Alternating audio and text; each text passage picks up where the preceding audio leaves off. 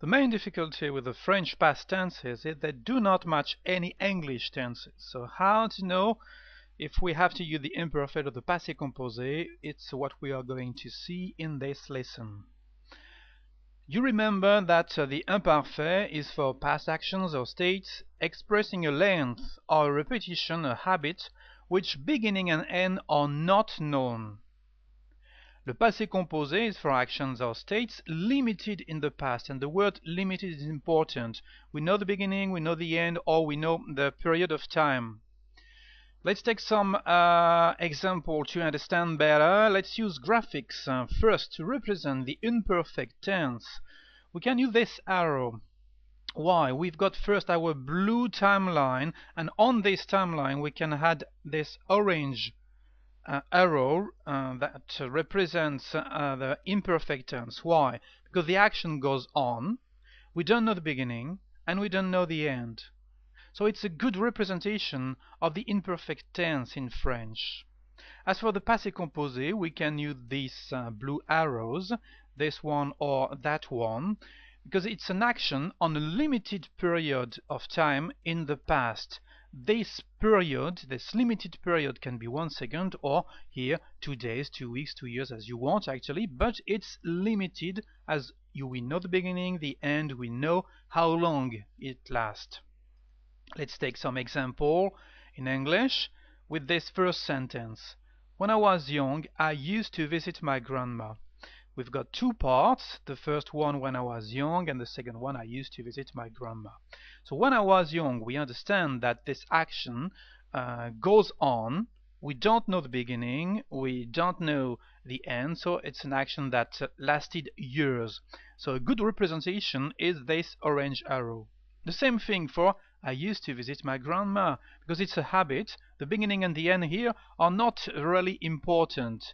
So we can represent using this green arrow.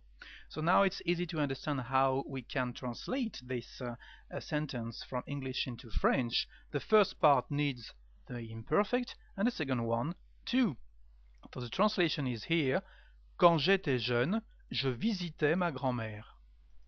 Another sentence. When I was young, I visited my grandma several times. So it's no problem for the first part because it's the same thing.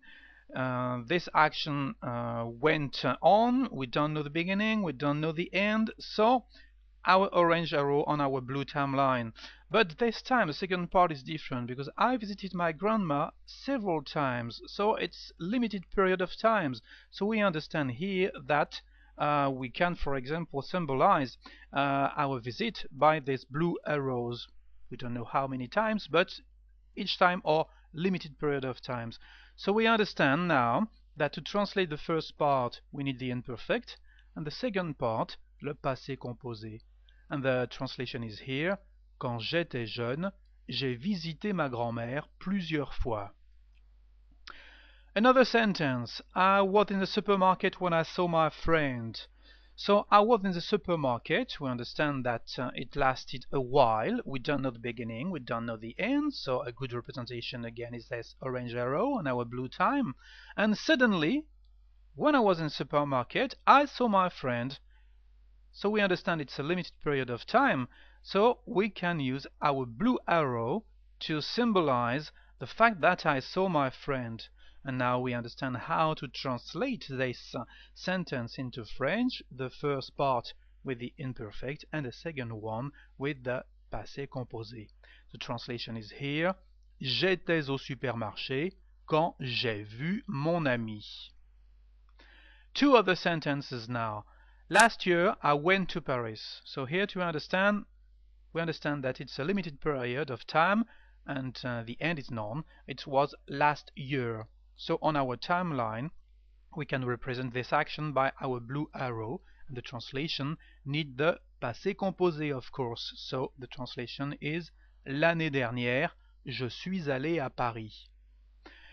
Here is different. I used to go to Paris, expressing a habit. Also, I was going to Paris, expressing a length, a duration.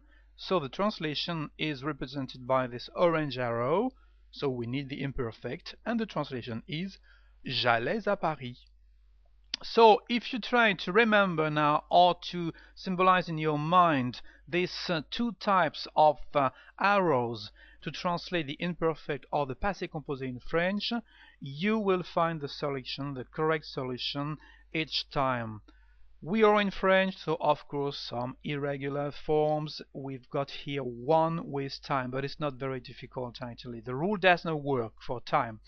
Always the imperfect, so it's easy to remember. It was noon, il était midi.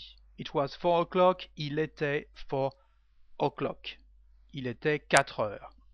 So now, if you want to revise actually and to be sure you understood everything on this lesson, you can go to our website. It's free, www.frenchspanishonline.com, to revise with exercises and quizzes. See you!